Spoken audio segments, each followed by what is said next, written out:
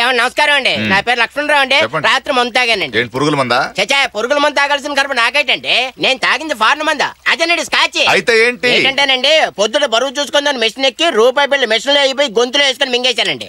చచ్చిపోతానేమో భయంగా ఉందండి.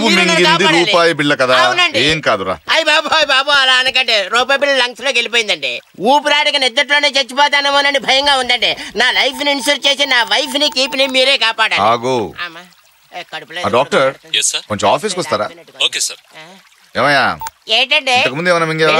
మర్నాడే first wife ని మింగేశానండి. క్యాష్ మింగడం ఇదే ఫస్ట్ టైం. అందుకే ఇలా ఉన్నాం. చాలా థ్యాంక్స్ అండి. పదండి.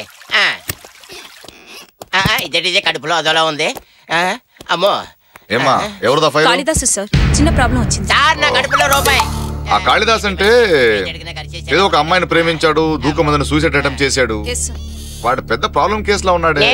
కాదు, ఏంటి ప్రాబ్లం? 3 ప్రీమియమ్స్ కట్టాం సార్, కానీ 3rd ప్రీమియం మిస్సింగ్ అట. అక్కడ అకౌంట్ ఫర్ కాలేదు. అంటే మనం కట్టింది క్యాషా చెక్? మీరు ఒకసారి అక్కడ ఆఫీసర్ సోమేశ్వర గారితో మాట్లాడితే సరిపోతుంది. సరే, ఫైల్ ఇక్కడ ఇవ్వు, నేను మాట్లాడతాను. ఏమండి ఇప్పుడు? కూర్చో. థ్యాంక్స్ అండి. Doctor thanks for coming. వీడు రూపాయి బిళ్ళ మింగాడంట, అదేంటో చూడండి. ఓహో, ఒకసారి లేవండి. ఎందుకు? అమ్మా ఇదేంటి ఏడిచేది? రూపాయి మింగితే 10 రూపాయలు వచ్చిందేటి?